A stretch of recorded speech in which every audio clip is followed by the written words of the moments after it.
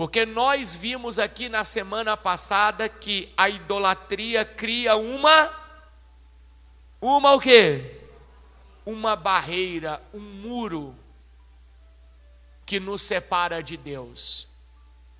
Aonde existe idolatria, existe separação de Deus. E nós aprendemos aqui que são vários tipos de idolatrias que o ser humano carrega. Nós fomos instigados a olhar como idolatria apenas o quê? Imagens de escultura. Nós fomos instigados a isso. E por que fomos induzidos, instigados a isso? Porque a melhor forma de você enganar alguém é você desviar o foco daquele alguém, a atenção daquele alguém. Essa é a melhor forma de enganar alguém. E o trabalho do inimigo é enganar.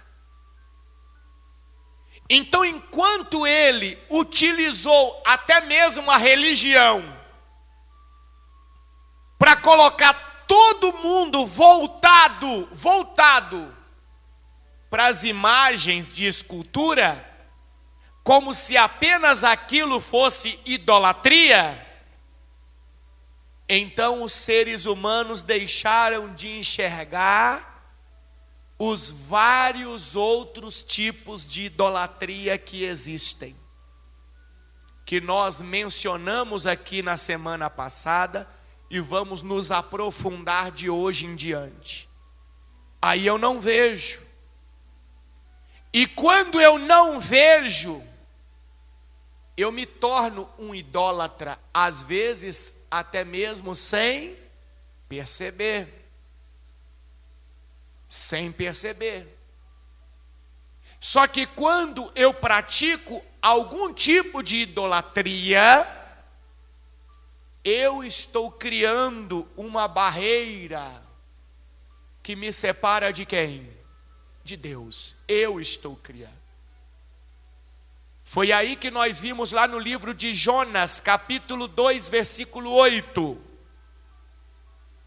que diz assim: os que adoram falsos deuses, aqui a tradução mais ideal seria os que praticam algum tipo de idolatria, dão as costas para quem? Está na tela aí. Dão as costas para quem? Para as misericórdias de Deus. Então, raciocina comigo. Se em minha vida existir algum tipo de idolatria, que são vários tipos, quem lembra os tipos de idolatria que podem existir? Pode ser o de uma imagem de escultura? Pode ou não pode? Me diga mais alguns tipos de idolatria que podem existir aí no ser humano.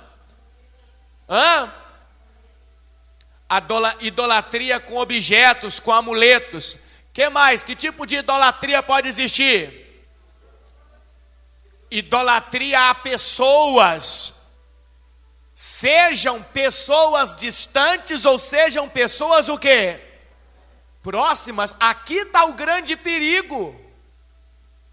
Aqui, quando eu digo grande perigo, eu estou falando da falta de percepção. Tem pessoas que elas praticam idolatria para alguém muito próximo. Um filho, um marido, uma esposa, um pai, uma mãe. E ela nem percebe que é idolatria, sabe por quê? Porque ela confunde isso com amor. Ela não consegue perceber que ali não é amor que existe. É uma prática idólatra. E é sobre isso que nós vamos nos aprofundar. E eu vou te mostrar na Bíblia. É aqui que muitos de nós nos perdemos. Então, às vezes a gente fala, eu não idolatro jogador de futebol nenhum, músico nenhum, artista nenhum. Às vezes a idolatria não está longe, às vezes a idolatria está perto. Às vezes está perto. Que outro tipo de idolatria que nós aprendemos aqui, que existe? Qual outro tipo? Idolatria de que mais? De que mais? Hã? Aí é pessoas. Mas idolatria de que mais que nós aprendemos? Idolatria de si mesmo. Vou te mostrar na Bíblia o problema disso. E é interessante como que o mundo hoje em dia tem induzido as pessoas a idolatrarem a elas mesmas. Existem até jargões. Você tem que ter amor próprio. Aonde está escrito isso na Bíblia para você? O que é ter amor próprio? Ter amor próprio significa o quê? É neste miolo aí que muitos de nós não percebemos a estratégia de quem? Do inimigo. Que outro tipo de idolatria nós falamos aqui que existe? Idolatria de quê? Idolatria de quê que nós falamos aqui? De ideias. Tem pessoas que têm um tipo de ideia que ela se agarrou àquilo e ela não abre mão daquilo, por mais que a palavra de Deus mostre que aquele tipo de ideia não é bom. Está errado, mas ela se apegou àquilo. Porque a palavra idolatria, quando nós aprendemos na semana passada, ela se divide em duas partes. A primeira parte tem significados como imagem, aparência, ídolo, que pode ser físico ou pode ser o quê? Mental. E a segunda parte significa o quê? Adorar, cultuar, venerar, servir. Então, quando eu junto a palavra idolatria, significa qualquer tipo de culto, de adoração, de serviço, de veneração, a qualquer tipo de imagem, de ídolo, de aparência, seja física ou seja o quê? Mental. Tudo isso é caracterizado como idolatria. E sempre que alguém está praticando idolatria, seja qualquer tipo, essa pessoa está dando as costas para as misericórdias de Deus. E qual é o ser humano que hoje, ou em qualquer época do mundo, consegue viver sem a misericórdia de Deus? Porque o que é a misericórdia de Deus? É Deus não me dá as punições severas que eu mereço por minhas falhas, por meus erros. É Deus aliviar a barra para mim. Quando Deus tem misericórdia de mim, Deus está aliviando a barra para mim. Deus está tirando o peso da minha punição. Agora, se eu viro as costas para as misericórdias de Deus, então imagina como que cai sobre mim o peso de todas as punições que eu mereço receber por minhas falhas, por meus erros. Então ninguém consegue viver sem as misericórdias de Deus. Ninguém pode viver sem as misericórdias de Deus.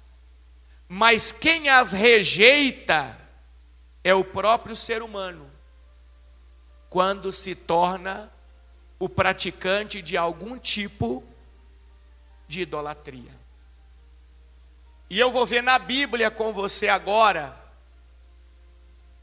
o primeiro tipo de idolatria que um ser humano praticou. O primeiro. E quem foi essa pessoa? Qual foi o tipo de idolatria que esse ser humano praticou?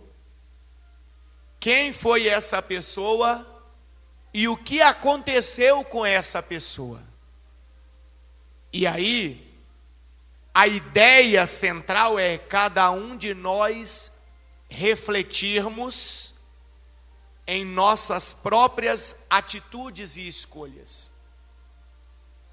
E se identificarmos que em nós aquele tipo de idolatria existe, a intenção da palavra de Deus é nos mostrar que aquilo não é bom e que nós deveríamos remover da nossa vida, para que não venhamos estar separados de Deus, mas pelo contrário, que venhamos estar perto de Deus. Vai comigo lá em Gênesis, por favor. Gênesis capítulo de número 2 e versículo de número 15.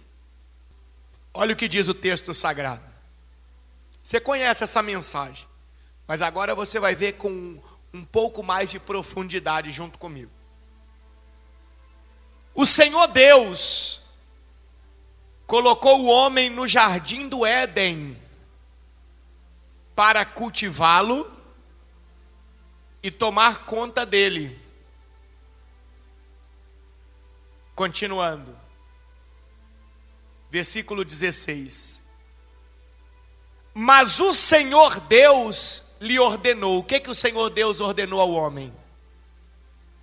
Coma à vontade dos frutos de todas as árvores do jardim, exceto da árvore do conhecimento do bem e do mal. Olha o que Deus disse: você pode comer de tudo, menos de uma única árvore.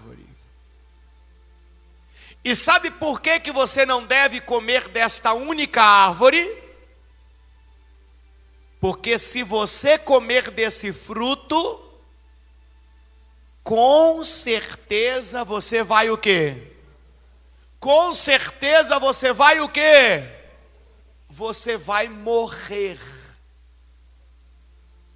Só que você e eu sabemos que Adão e Eva, eles não caíram mortos no chão fisicamente. Quer dizer que Deus mentiu? Quer dizer que Deus errou? Deus falou uma coisa e não aconteceu aquilo? Nada disso. Quer dizer que eu e você, quando lemos a Bíblia, não entendemos muitas das vezes o que realmente está escrito. Esse morrer, Deus está dizendo, Deus está falando de separação. Deus está falando dele. O dia que vocês fizerem isso, vocês vão morrer para mim. É mais ou menos uma pessoa que tem dificuldade com alguma coisa ruim que alguém faz contra ela, e aí você pergunta para ela assim: ô fulano, como é que ciclano está? Só que aquele ciclano fez algo muito ruim para ela. Aí normalmente o que aquele fulano responde? Ciclano para mim morreu. Quer dizer que o ciclano está no cemitério? Foi enterrado? O que ele está dizendo então quando ele diz ciclano morreu? Ele diz: ciclano está totalmente separado de mim. Não tenho nenhum tipo de quê? Não tenho nenhum tipo de quê? de contato com Ele, de relacionamento com Ele. É disso que Deus estava falando. Deus estava dizendo para o ser humano assim: se você mexer nisso, essa árvore aqui, ó, e Deus ainda disse para eles qual era o, entre aspas, poder daquela árvore. Deus não omitiu, Deus não escondeu, Deus não disse só assim, não, ó, menino, não toca nisso não. Deus falou, não toca nisso porque isso produz aquilo. Deus contou para o ser humano o que é que tinha naquele fruto, o que é que tinha naquela árvore. Só que Deus disse, o dia que você tocar, o dia que você comer, você com certeza vai o quê? Você com certeza vai o quê? Morrer. Você vai morrer. Aí, o que aconteceu no capítulo 3? Vai comigo aqui no capítulo 3, versículo 1, de Gênesis mesmo. Vamos lá. Vamos ver qual foi o primeiro tipo de idolatria que o ser humano praticou. Já sabemos que foi no Jardim do Éden. Já sabemos que foi Eva e Adão. Mas vamos ver qual foi o tipo de idolatria. Porque não se esqueça, a idolatria cria o quê? Uma barreira, um muro que separa você de Deus. Olha o que diz o texto aqui no capítulo 3, versículo 1. A serpente era o mais astuto de todos os animais selvagens que o Senhor Deus havia criado. Certa vez ela perguntou à mulher: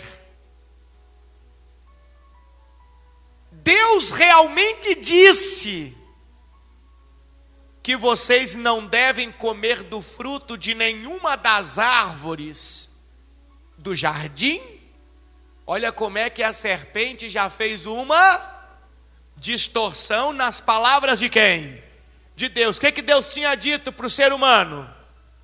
Pode comer de tudo, exceto apenas de uma única árvore, que é a árvore do conhecimento do bem e do mal. Só essa que não. Aí o inimigo, a serpente, já deu aquela o quê? Já deu aquela o quê? Distorcida na palavra de quem? De Deus. É como hoje.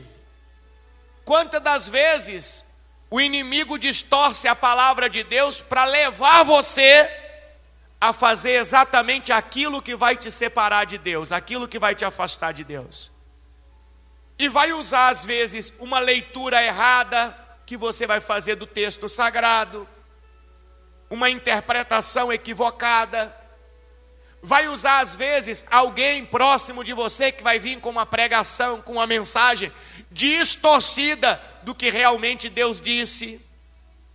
Vai usar um pastor, vai usar um obreiro, vai usar alguém da internet. Quantas vezes isso vai acontecer? E qual é a ideia?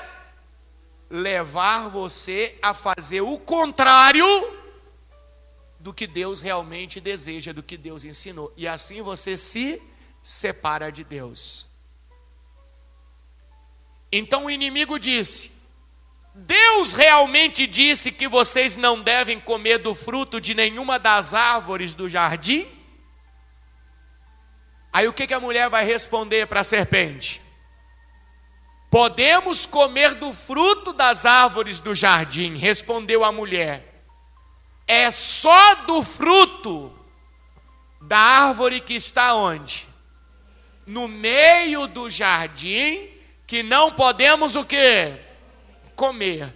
Deus disse: não comam e nem sequer façam o quê? Toquem no fruto daquela árvore.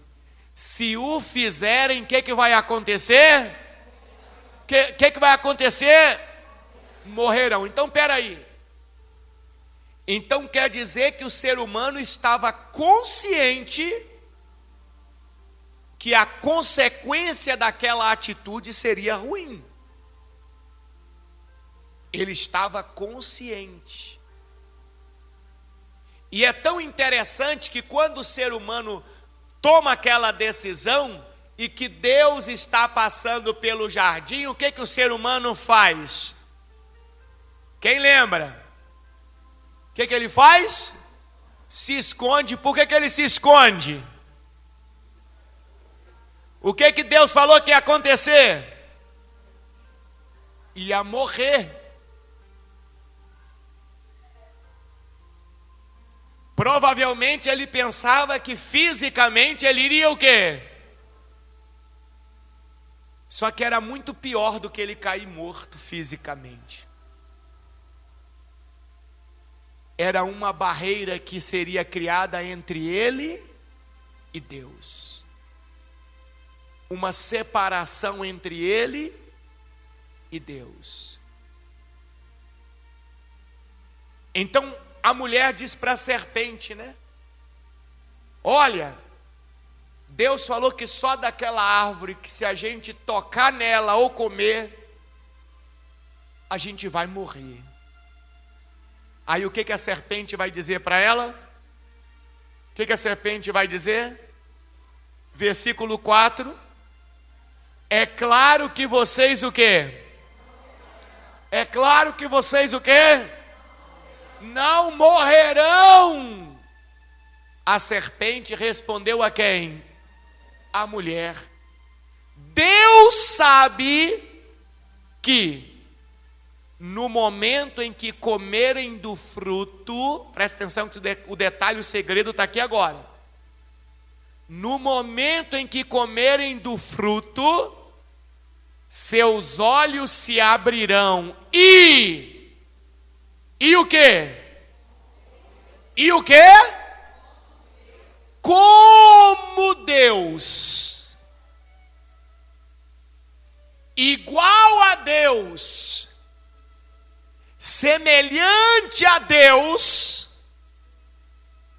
conhecerão o bem e o mal. Aqui a serpente mexeu com o que já estava dentro do ser humano.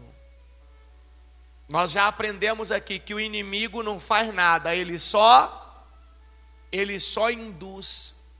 O nosso maior inimigo está onde? Quem lembra que nós já aprendemos? Quem é o nosso maior inimigo? Quem é o nosso maior inimigo? Aonde que está o nosso maior inimigo? Dentro de nós. Dentro de nós. O inimigo enxergou naquelas pessoas um desejo de ser maior do que elas eram, de ser talvez o centro das atenções, conhecedoras, tanto quanto Deus era. E o inimigo disse, Deus sabe que no momento que vocês comerem do fruto, seus olhos se abrirão e como Deus conhecerão o bem e o mal. Despertou no ser humano aquele tipo de pensamento egoísta, vaidoso. Então quer dizer que eu vou ser como Deus? Quer dizer que eu vou ser tão grande quanto Deus? Quer dizer que eu vou ser tão poderoso quanto Deus? Então eu quero. Versículo de número 6, o que está escrito no 6? A mulher viu que a árvore era linda e que seu fruto parecia o quê? Delicioso. E desejou a sabedoria que ele lhe daria. Então o que ela quis? Ela quis ser maior do que ela era. Ela não se preocupou com aquilo que Deus disse: se você tocar, se você comer, você vai ser separado de mim, você vai morrer. Ela se preocupou com o que ela queria para ela. Gente, isso aqui é muito importante. Quando a pessoa tem um tipo de idolatria chamado idolatria por si mesmo, a pessoa se preocupa com aquilo que vai ser bom, aparentemente vai ser bom para ela. Ela não observa aquilo que foi instruído, os princípios que foram transmitidos para ela. Não importa as consequências, uma vez que ela cresça, uma vez que ela apareça, uma vez que ela seja elogiada, uma vez que ela seja aplaudida, uma vez que ela seja o destaque, o centro das atenções, uma vez que todo mundo se curve para ela, que todo mundo olhe para ela e fala: nossa, como fulano é maior, como ele é especial, como ele sabe muito, como ele pode muito. Uma vez que ela vai ter tudo isso centralizado nela, ela não se importa em abrir mão dos princípios, dos valores, ela não se importa com as consequências que ela pode ter. E nós temos outros exemplos bíblicos de pessoas que agiram assim. Você se lembra do rei chamado Nabucodonosor? Quem lembra da história desse rei aí, Nabucodonosor, lembra? Esse rei Nabucodonosor também tinha um tipo de idolatria por si mesmo. Tanto é que ele manda construir o quê? Quem lembra? O que ele manda construir? Ele manda construir uma grande estátua. Essa estátua era de quem? Dele mesmo. Era dele mesmo. Porque ele se enxergava como o quê? Como o maior, como o melhor, como aquele que deveria ser o centro das atenções, que deveria ser aplaudido, que deveria ser cultuado. Lembra da palavra idolatria? O significado da palavra idolatria? Qualquer tipo de culto, adoração, veneração ou serviço, seja a uma imagem, a um ídolo, a uma aparência física ou o quê? Ou mental. Esse culto, essa veneração, muitas das vezes acontece por nós mesmos. A própria pessoa venera a ela mesma. Ela serve a ela mesma. Ela cultua a ela mesma. O que importa é que ela apareça, é que ela se destaque. Isso está dentro dela. E você acha que o inimigo vai fazer o quê? Só vai instigar isso. Aí entra o que eu falei do mundo que nos rodeia hoje. O que você vê na televisão? O que você vê nas palestras? O que você vê nas falas das pessoas? Incentivos para que o ser humano cultue a ele mesmo. Venere a ele mesmo. Aí trazem jargões e frases subliminares que quem não tem a atenção bíblica nem percebe que está caindo num tipo de idolatria. Lá no livro de Daniel, a partir do capítulo 3, eu quero que vocês leiam em casa. Vai contar toda a história para nós de Nabucodonosor. Leiam em casa todo o capítulo 3. Mas aqui no capítulo 4, versículo 28, olha o que vai acontecer com Nabucodonosor. Presta atenção, hein? Então Nabucodonosor vai mandar construir o que mesmo? Uma estátua. Essa estátua era de quem? dele mesmo. E a ordem era que todos deveriam o quê? Fazer o quê? Se curvar diante da estátua dele, adorá-lo, cultuá-lo. E olha o que vai acontecer com Nabucodonosor. Lá no versículo 28 de Daniel 4. Tudo isso, porém, aconteceu ao rei Nabucodonosor. 12 meses depois, ele caminhava sobre aonde? O terraço de seu palácio na Babilônia.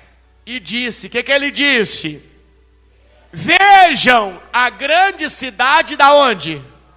Da Babilônia. Agora lê para mim o que está escrito depois de Babilônia. Como é que é? Olha como é que ele se enxergava, como uma pessoa cheia de quê? De poder próprio, pessoal. Ele diz, com meu próprio poder, fiz o quê? Construí esta cidade para ser o quê? Olha aí a centralização das coisas nele. Eu construí com meu próprio poder para ser o centro do meu reino. E para mostrar, olha o detalhe, as pessoas que idolatram a si mesmas, elas sempre querem se mostrar, elas sempre querem aparecer, elas sempre querem destaque. É engraçado. Hoje em dia a gente até ouve por aí uma história de narcisismo. Cabe dentro disso aqui que nós estamos aprendendo. Só que muitas das vezes, alguns de nós agimos assim e nem percebemos que estamos agindo assim. Muitas das vezes isso está dentro de nós. E o inimigo instiga e nós alimentamos aquele tipo de atitude e nem percebemos o que estamos fazendo. Só que quando começamos a praticar esse tipo de idolatria por nós mesmos, então estamos criando o quê? Uma barreira que nos separa de quem? De Deus. Então olha o que ele vai dizer: construí esta cidade para ser o centro de meu reino e para mostrar o esplendor de minha majestade. Enquanto estas palavras ainda estavam em sua boca, veio do céu uma voz e disse: esta mensagem é para você, rei Nabucodonosor. Você não governa mais sobre este reino. Será expulso do convívio humano. Viverá nos campos. Com o quê? Com o quê? Você vai viver com os animais selvagens a partir de agora. E comerá o quê? E você comerá capim, como os bois. Viverá deste modo por 7 períodos, aqui significam 7 anos, até que entenda que o Altíssimo domina sobre os reinos do mundo e os dá a quem Ele quer. A voz estava dizendo para Nabucodonosor e para você e para mim aqui hoje assim, ó. Por mais que você queira se colocar como o centro das coisas, o centro sempre vai ser quem? Vai ser Deus. Você só está enganando a si mesmo e se separando de Deus. Com esse pensamento de culto a si mesmo, de veneração a si mesmo, de querer ser o destaque, de querer ser o maior, de querer ser aquele que mais aparece, de talvez querer ser até semelhante a Deus, exemplo de Adão e Eva. Querer ser aplaudido, querer ser elogiado. Quantos de nós carregamos esse tipo de coisa aqui dentro? Só não falamos, mas nossas atitudes mostram que estamos inclinados buscando isso, buscando esta glória para nós. Isto é um tipo de idolatria. Por isso que a Bíblia diz: se você quer se aproximar de Deus, você não deve se encher de si mesmo, você deve se esvaziar de si mesmo. Quem quer se aproximar de Deus não pode colocar coisas para dentro, tem que colocar coisas para fora. Quanto mais cheio de coisas você tiver, mais separado de Deus você estará. Quanto mais vazio desse tipo de pensamentos, de desejos você estiver, mais perto de Deus você vai estar. Só que esse é um tipo de idolatria que quase ninguém enxerga, porque a religião focou aqui, ó. Focou aonde? Focou aonde? Na imagem de escultura. Focou aqui. E olha o versículo 33, o que aconteceu com Nabucodonosor?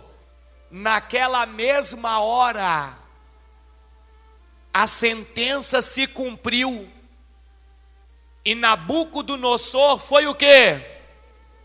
Foi o quê? Expulso do convívio o quê? Humano. O que aconteceu com Adão e Eva no jardim? O que aconteceu com eles? Foram expulsos. Olha que a sentença é a mesma.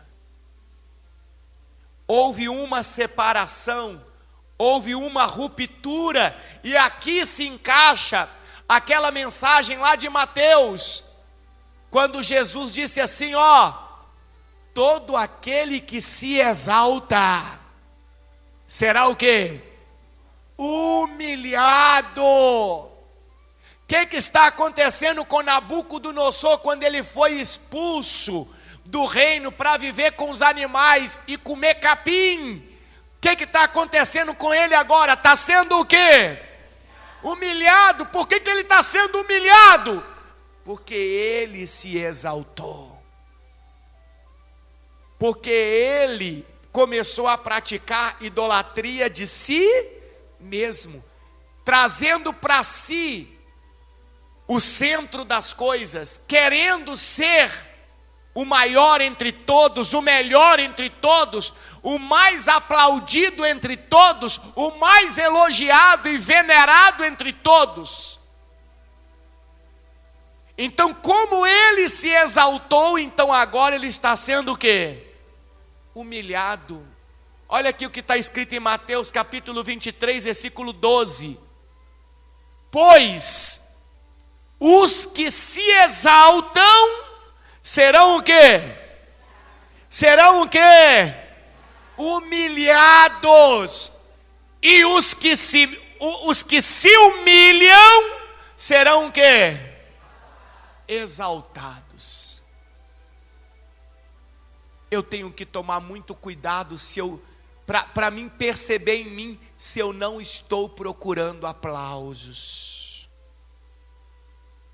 se eu não estou me exaltando até mesmo de uma forma o quê? De uma forma inconsciente, imperceptível. Eu tenho que vigiar até mesmo os meus pensamentos. Que tipo de coisas eu carrego dentro de mim? Quais são as preocupações que eu carrego dentro de mim? Como que eu estou conduzindo a minha vida nesta terra? Será que eu não estou lutando para fazer de mim mesmo o centro das atenções? Será que a minha busca não tem sido justamente para encontrar os elogios e aplausos que eu desejo?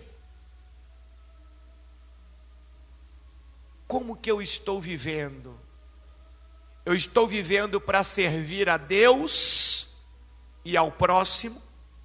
Ou eu estou vivendo para servir a mim? Eu tenho que tomar muito cuidado. Quantos de nós criamos uma barreira entre nós e Deus? Quantos de nós estamos dentro da igreja e nós criamos uma barreira que nos separa de Deus? Então o Nabucodonosor, assim como Adão e Eva, fizeram uma escolha ruim. E o que aconteceu com ele? Lá no versículo 33, lá em Daniel 4:33, o que estava escrito? Coloca aqui para mim na tela de novo. Naquela mesma hora a sentença se cumpriu e Nabucodonosor foi expulso do convívio humano. Passou a comer capim como os bois e foi molhado pelo orvalho do céu. Viveu desse modo até o seu cabelo crescer como as penas das águias. Então ele ficou peludão, cresceu daquele jeito, igual um bicho. E suas unhas se parecerem com garras de quê? De pássaros. Aquele que outrora queria ser o centro das atenções, agora era a pessoa mais envergonhada que existia entre todos, a mais derrotada. Porque tudo que Nabucodonosor tinha, a Bíblia Sagrada fala que foi Deus quem deu a ele. Só que ao invés dele cultuar a Deus, ao invés dele colocar todo o serviço dele para Deus, ele começa a enxergar nele mesmo alguém cheio de poder e capacidade. Alguém que deveria ser cultuado e venerado pelos outros. Alguém que deveria ser aplaudido e elogiado pelos outros. Então, quando ele cria esse tipo de idolatria para si, Deus faz o quê? Deus separa. Ele morre. Ele é separado de quem? De Deus. Jeremias falou a mesma coisa sobre esse tipo de idolatria. Olha o que está escrito em Jeremias, coloca para mim, Jeremias capítulo 9, vai junto comigo aí, versículo de número 21, Jeremias capítulo 9, versículo 21, olha o que estava acontecendo com o povo de Israel. O povo de Israel abandonou, criou uma barreira entre eles e Deus, sabe por quê? Porque eles começaram a pensar que as vitórias que eles tinham contra os inimigos era por causa da capacidade deles, era por causa da força deles. Eles começaram a pensar, a viver de uma forma idólatra de si mesmos, quando começaram a dizer que todas aquelas conquistas, aquelas construções, era por causa da sabedoria deles, era por causa do empenho deles. Aí olha o que diz aqui em Jeremias 9, 21. Depois você leia todo o capítulo 9 em casa. O que aconteceu lá? Exatamente como foi no Jardim do Éden, como foi com Nabucodonosor, agora é com eles. E com tantos outros que eu poderia ficar a noite inteira aqui, dando referências bíblicas para você, desse tipo de idolatria que muitos têm praticado, e às vezes não tem nem percebido. Pois a morte subiu por nossas janelas, e entrou em nossas o quê? Entrou em nossas o quê?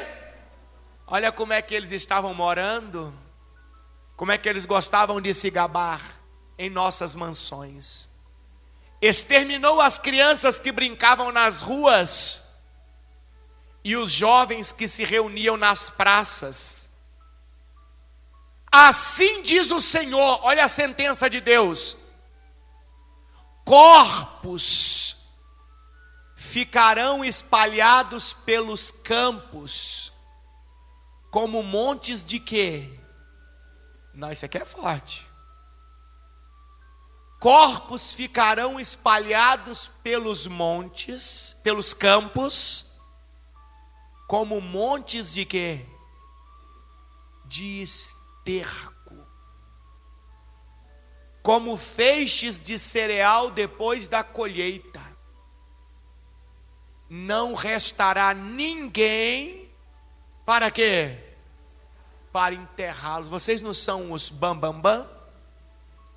Vocês não são os poderosos?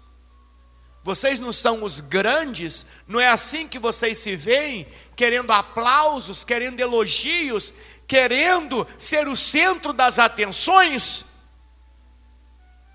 Vocês não idolatram a si mesmos? Pois eu digo para vocês que os corpos de vocês ficarão espalhados pelos campos como esterco. O que é esterco? Cocô. Entendeu o que Deus está dizendo aqui para esse tipo de pessoa? Deus está dizendo: é isso que você é. Você acha que é muito, que é grande, que deve ser o centro das atenções, mas você não passa disso aí, ó. O texto sagrado. Aí Deus fala no 23 assim, olha o 23, olha o 23. Assim diz o Senhor, que o sábio não se orgulhe de quê? De sua sabedoria, nem o poderoso de quê? De seu poder, e nem o rico de suas riquezas. Então quer dizer que por mais que você tenha algo, que eu tenha algo, eu devo sempre reconhecer que tudo aquilo só existe por causa de quem? De Deus. E eu nunca devo ficar preocupado em querer ser o centro das atenções. Eu nunca devo ter em mim a preocupação de querer aparecer mais do que os outros, de querer ser o destaque, de querer ser aplaudido, ser elogiado. Eu devo sempre querer que todo esse tipo de honras sejam dadas a quem? A Deus. O meu serviço, a minha adoração, a minha veneração, sempre devem ser voltados para quem? Para Deus. Não para mim mesmo. Senão eu vou acabar me perdendo neste tipo de idolatria, neste modelo de idolatria. Então, a Eva e o Adão lá no jardim, eles sabiam da consequência? Sabiam, mas o que eles preferiram? O que eles preferiram? Não, desobedecer não, eles queriam outra coisa. O que eles queriam? Ser iguais a quem? A Deus. Ter o mesmo poder, a mesma capacidade de conhecimento do bem e do mal, como quem? Como Deus. E aí foram expulsos. Foram expulsos do jardim, foram separados de quem? De Deus. E a partir do momento que foram separados de Deus, aí eles começaram a ter filhos. Adão e Eva não têm filhos quando estão perto de Deus. A Bíblia fala que foram expulsos do jardim Adão e sua mulher. Se eles já tivessem filhos, estaria escrito que foram expulsos Adão, Eva e os seus filhos. Mas para que os filhos fossem separados de Deus, o que tinha que acontecer? O que os filhos tinham que fazer? Ter a mesma atitude que os pais tiveram. Porque a Bíblia Sagrada diz que filhos não pagam por erros de pais. Diante de Deus, não. E pais não pagam por erros de filhos. Então, tira da sua cabeça aquela ideia mentirosa de maldição hereditária. Isso não existe. Não no caráter que pregam por aí em lugares que dizem ser igrejas para botar medo e impressionar pessoas. É mentira. A Bíblia diz que é mentira. Diante de Deus, se o pai fizer escolhas erradas e o filho fizer escolhas boas, o filho não vai pagar pelas escolhas erradas de quem? Do pai. E vice-versa. E vice-versa. É isso que o texto sagrado diz para nós. Então, cuidado. Lembra que eu falei das distorções? Lembra das distorções? Quando você ouve algo distorcido, não do jeito que Deus falou, não do jeito que está na Bíblia. Lembra que eu falei que isso daí a intenção é separar você de Deus? Cuidado com o que você ouve. Por isso que eu sempre oriento você a ler a sua Bíblia, examinar a sua Bíblia todos os dias. E sabe o que Deus falou para Josué? Que ele deveria fazer isso de dia e de noite. Você faz isso? Estou falando que você tem que ficar o dia inteiro lendo a Bíblia. Se você tiver possibilidade de ler mais o dia inteiro, glória a Deus. Mas você tem compromissos, tem trabalho. Agora, você dizer para mim que não consegue tirar 20 minutinhos de dia, 30 minutinhos, e mais uns 20 minutinhos de noite, 30 minutinhos para examinar o texto sagrado, eu vou dizer para você que você está enganando a si mesmo. Porque 20, 30 minutinhos durante o dia e durante a noite, todos nós conseguimos fazer. E por que isso é importante? Olha o que Deus disse para Josué, aqui em Josué capítulo 1, versículo 8. Relembre continuamente os termos deste livro da lei, ou seja, da Bíblia Sagrada. Medite nele quando? Medite nele quando? A orientação de Deus é que o ser humano deve meditar no texto sagrado quando? Dia e noite. Para ter certeza de cumprir tudo que nele está o quê? Escrito. Ou seja, para você ter consciência daquilo que Deus ensinou e colocar em prática na sua vida. Colocar em prática na sua vida. E qual que vai ser o resultado? Qual que vai ser? Então, você prosperará e terá sucesso em tudo o que fizer. O que é prosperar? Ser feliz. Ser feliz e ter sucesso em tudo o que você fizer. Olha que maravilha. Mas o segredo está em você meditar aonde? Aonde, pessoal? Na palavra de Deus. Cadê a mensagem que Deus falou que os filhos não pagam pelos pais? Está lá em Ezequiel. Coloca para mim, por favor. Eu quero mostrar no texto para não ficar nenhuma dúvida. Coloca para mim no texto sagrado. Então, enquanto ela vai colocando ali, eu vou te mostrando aqui. Adão e Eva foram expulsos da presença de quem? Morreram. Foram separados de Deus. E agora começam a ter o quê? Começam a ter o quê? Filhos. A Bíblia Sagrada diz que eles tiveram filhos e filhas.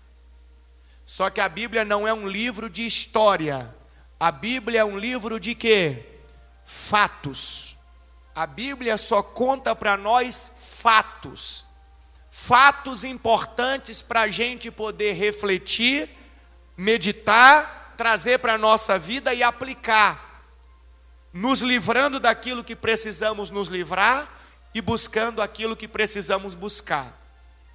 Quando a gente quer entender um pouquinho mais da história, aí a gente precisa buscar nas histórias do povo judeu. E na tradição judaica, Adão e Eva terão 33 filhos homens e 23 filhas mulheres. Só que na Bíblia a gente só ouve falar de quantos? 3. Porque o fato importante está nos 3. Quem eram eles? Quem eram os 3 que a gente ouve falar na Bíblia? Caim, Abel e Sete. A gente só ouve falar desses 3. Aí alguém vai dizer, mas bispo Paulo, que tanto de filho é esse? Qual que era o castigo de Eva? Qual que era o castigo de Eva? Serão multiplicadas as suas dores de quê? De parto. Então, quanto mais filho ela tivesse, mais o castigo estava sendo o quê? Aplicado. E lembra, não tinha misericórdia aqui? Por que não tinha misericórdia? O que está escrito em Jonas? Por que não tinha misericórdia? O que está escrito em Jonas? Porque eles resolveram dar as costas para as misericórdias de quem? De Deus. Então não tinha misericórdia. Era sofrimento em cima de sofrimento. Olha aqui Ezequiel 18, versículo 19, para você não pensar que eu falei besteira aqui. Vocês, porém, perguntam: como assim? O filho não paga pelos pecados do pai? Qual é a resposta? Qual é a resposta? A resposta bíblica de Deus, qual é? Não. Pois, se o filho faz o que é justo e certo, e guarda o quê? Meus decretos, ele certamente o quê? Certamente o quê? Viverá. O que significa viverá? Já aprendemos o que é morrer. Então o que é viver? Hã? Estar perto de quem? De Deus. E aí continua lá: aquele que pecar, morrerá, será separado. O filho não será castigado pelos pecados do pai, e o pai não será castigado pelos pecados do quê? Do quê? Então aonde entra a tal da maldição hereditária que passa de mãe para filho, de pai para filho, que o povo prega por aí? Aonde está? Não existe na Bíblia. Isso é ficção religiosa. Não tem ficção científica? Isso é ficção religiosa. Obra de manipulação. Aonde pessoas, manipuladores, tiranos, dominam aqui, ó, os fiéis aqui, ó. Mas se os fiéis fizerem o que Deus disse para Josué, meditarem na palavra quando? Quando? Dia e noite. Vão cair nesse tipo de manipulação? Então cada um é manipulado na liberdade que dá. Vou usar esse termo. Na liberdade que dá. Hã? Êxodo. Os manipuladores se apoiam em Êxodo capítulo 20, versículo 5, que fala dos mandamentos sagrados. Esse mandamento está falando de exemplos. ele está falando de maus exemplos e de bons exemplos. Quando o pai, quando a mãe dão maus exemplos para os seus filhos, então a tendência desses filhos seguirem maus exemplos vai até a terceira e quarta geração. Mas quando os pais dão bons exemplos para os seus filhos, a tendência é desses filhos seguirem os bons exemplos até a milésima geração. Bons exemplos. Eu vou dar só uma pitácora para vocês em cima disso. Se o versículo 5 de Deuteronômio, capítulo 20, de Êxodo, capítulo 20, estivesse ligado a um preço que um filho tem que pagar por um erro de um pai, Salomão nunca seria o grande rei que foi. Porque Salomão era filho de quem? Filho de Davi. Com quem? Com a Batseba, que era a mulher de quem? Pronto. Você já entendeu tudo. Se Salomão era filho de Davi, com uma mulher que era mulher de outro homem, e você conhece toda a bagunça que Davi fez para ter aquela mulher como mulher dele, então Salomão tinha que estar dentro desta, entre aspas, maldição até a terceira e quarta geração. Mas quando nós lemos sobre Salomão, nós vemos exatamente o contrário, porque ele vai fazer aquilo que era o quê? Justo, certo diante de quem? De Deus. Então o que vai acontecer com ele? Vai ficar o quê? Perto de Deus, porque o filho não paga pelos pecados do pai. Então esse Êxodo, esse versículo dos mandamentos, está falando daquilo que nós transmitimos para os nossos descendentes. E vai encaixar aqui em Adão e Eva. Vai encaixar em Adão e Eva. Porque Adão e Eva não foram expulsos do jardim, separados da presença de Deus, e agora eles começam a ter o quê? Filhos. Acontece uma tragédia na casa deles. Qual é a tragédia? Caim matou Abel, o próprio irmão. Caim matou Abel, o próprio irmão. Rapaz, de onde será que Caim aprendeu a ter atitudes assim? Vocês já perceberam que em nenhum momento na Bíblia a palavra do Senhor fala que Adão e Eva buscaram um conserto com Deus? Não tem. Não tem um momento na Bíblia que fala sobre isso. E não venha me dizer que a Bíblia não fala de Adão depois do jardim, porque fala. Mas não fala de um arrependimento. Não fala de um conserto. Não fala de alguém que entendeu, opa, fiz errado. Eu não deveria ter quisto para mim toda aquela glória, todo aquele poder, toda aquela honra. Eu deveria ter ficado na minha posição, sempre cultuando a quem? A Deus. Não tem esse conserto. E aí Caim vai matar Abel. E é interessante que o fato de Caim matar Abel tem a ver justamente com a intenção desses dois aqui quererem o quê? Quererem o quê? Se aproximar de quem? De Deus.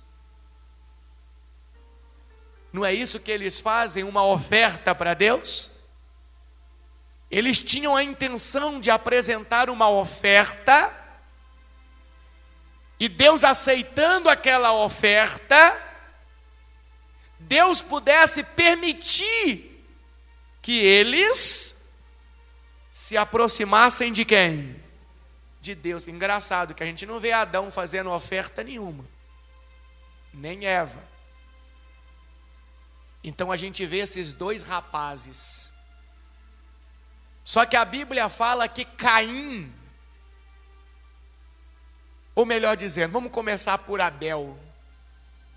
O que Abel apresenta para Deus? Abel apresenta o melhor dele para Deus. O melhor dele para Deus. E Deus aceita a oferta de Abel. E Deus permite que Abel se aproxime dele. Permite ou não permite? Por sua vez, o que Caim oferece para Deus? O que Caim oferece para Deus? Qualquer coisa. Caim oferece qualquer coisa de si para Deus. Deus aceita o que Caim oferece? Deus permite Caim se aproximar dele? Isso aqui é uma boa reflexão para nós. O que é que você tem apresentado para Deus? O que é que eu tenho apresentado para Deus? Será que eu tenho apresentado? Porque eu digo que quero estar perto de Deus, você diz que quer estar perto de Deus. Será que eu tenho apresentado o melhor de mim para Deus? O melhor de mim. E por favor, vou chamar a sua atenção, igual eu fiz de manhã, antes que o diabo encha seu coração. Eu não estou falando de dinheiro. Eu não estou falando de dinheiro. Eu estou falando do melhor de mim. Do meu eu. Será que nós aqui, cada um de nós, estamos apresentando o melhor de nós para Deus? Ou será que estamos apresentando qualquer coisa para Deus? Porque a intenção de Abel era se aproximar de Deus. Ele queria muito. E onde é que eu vejo que ele queria muito? Está perto de Deus. Ele oferece o melhor de si para Deus. Já Caim dizia que queria, mas a atitude dele mostra para nós que ele não queria tanto. Não era prioridade de Caim estar junto de Deus, estar perto de Deus. Então o que ele oferece para Deus? Qualquer coisa. Quer dizer que quando nós que aqui estamos, dizemos que queremos estar perto de Deus, junto de Deus, mas oferecemos a Ele qualquer coisa, a resposta de Deus vai ser negativa para nós. Deus não vai permitir que nós estejamos perto dele. E foi isso que aconteceu. Deus aceitou Abel e a sua oferta e rejeitou Caim e a sua oferta. E aí quando o Caim, olha só, o Caim olhou para o lado e viu que o irmão dele ia estar perto de quem? De Deus. E ele não, ele tomado de inveja, fez o quê? O que ele fez? Como quem disse, eu não posso estar perto de Deus, você também não. E fez o quê? Matou o irmão dele.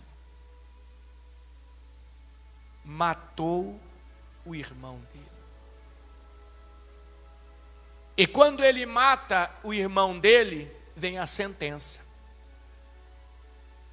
Aí o que Deus vai falar para ele aqui, ó, no capítulo 4, versículo 9. Capítulo 4, versículo 9 de Gênesis. Então o Senhor perguntou a Caim. O que o Senhor perguntou a Caim? Onde está seu irmão? Onde está Abel? O que Caim respondeu? O que ele disse? Não sei. Por acaso sou responsável por meu irmão? Então ele responde para Deus com o quê? Com arrogância. Ele aprendeu isso com alguém. Com quem que será que ele aprendeu a responder a Deus com arrogância? Vocês não sabem não quem é que respondeu a Deus com arrogância antes de Caim, não? O pai dele. Quando Deus perguntou para ele, vem cá, por que você está se escondendo? Você tocou naquela árvore, comeu do fruto que eu falei para não comer? Aí o que ele disse para Deus? Olha lá, ao capítulo 3, versículo 12 de Gênesis. O que ele responde para Deus? Foi a mulher que me deste. Ela me ofereceu o fruto e eu comi, como quem diz, se alguém errou aqui, foi o Senhor que me deu uma mulher que não presta. É ela que fez errado. Olha a arrogância dele. E o filhinho dele, lembra? Ó o mau exemplo. Então o Caim vai responder a Deus com o quê? Com arrogância. E vai dizer, por acaso eu sou responsável por meu irmão? Versículo 10, 4:10. Então Deus disse, o que você fez? Ouça, o sangue de seu irmão clama a mim da terra. O próprio solo que bebeu o sangue de seu irmão, sangue que você o quê?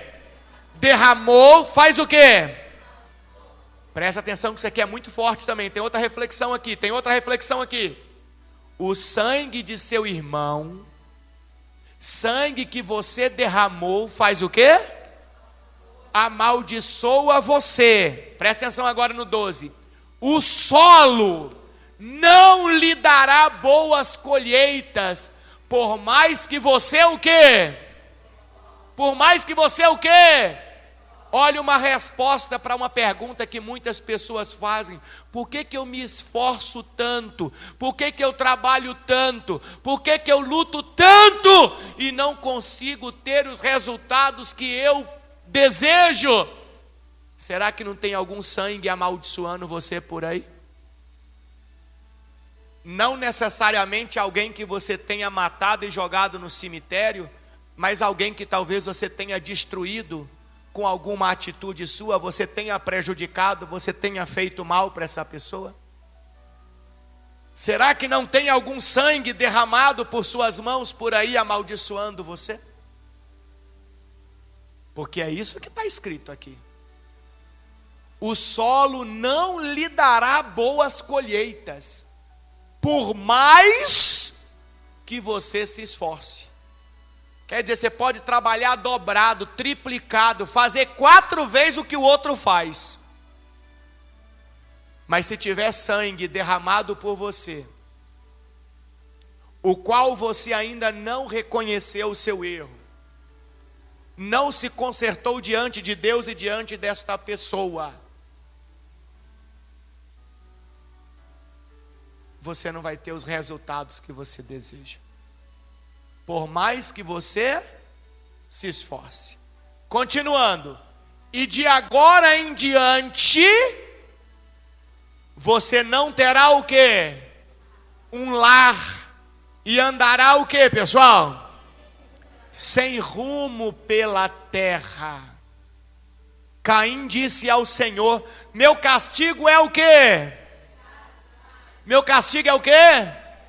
Pesado demais, não posso o quê? Não posso aguentá-lo.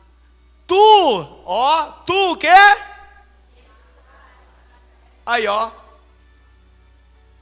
tu me expulsaste da terra e de tua presença. É como se Deus estivesse falando para Caim o quê? A partir de hoje você morreu. E me transformaste num andarilho sem lar. qualquer um que me encontrar fará o quê? Me matará. O Senhor respondeu: eu castigarei 7 vezes mais quem matar você. Então o Senhor pôs em Caim um sinal para alertar qualquer um que tentasse matá-lo. Agora preste atenção nesse versículo aqui, que esse aqui já vai nos preparar para o culto da semana que vem. Caim saiu de onde? Saiu de onde? Da presença do Senhor. E como é que você acha que Caim saiu da presença de Deus? Você viu a resposta que ele deu para Deus? Como é que ele reagiu em relação ao irmão dele? Como é que você acha que estava o coração de Caim? Cheio de revolta. Porque olha como é que ele fala para Deus no versículo anterior: tu me expulsastes. Como quem diz, agora minha vida vai ficar ruim. E a culpa é de quem?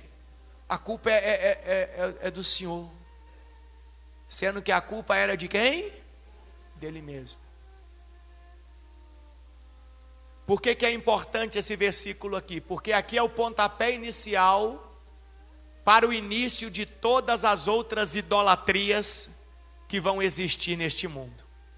Idolatrias de pessoas, idolatrias de esculturas, idolatrias de ideias aqui. Porque quando Caim é expulso da presença de Deus, ele está separado de Deus. A Bíblia fala que ele vai se estabelecer na terra de Nod, a leste do Éden. Então Caim e os seus descendentes vão começar a fabricar, a criar os seus próprios deuses. Por quê? Porque no entendimento deles, eles já estavam separados de Deus, e com Deus eles nunca teriam nada. Então eles precisavam de ter os deuses deles, até mesmo como uma forma de quê? De afronta contra quem? Contra Deus. Aí entra o detalhe do pai. Por que será que Caim não se arrependeu? Por que será que Caim não pediu perdão a Deus e se voltou para Deus e se reconciliou com Deus? Talvez a resposta seja porque ele nunca viu o pai e nem a mãe dele fazendo isso. Talvez a resposta seja essa. E aqui nos traz uma outra reflexão. Por que o seu familiar, o seu filho, o seu marido, a sua esposa, o seu irmão, desejaria algum tipo de comunhão com Deus, de conserto com Deus, se ele não vê você fazendo isso?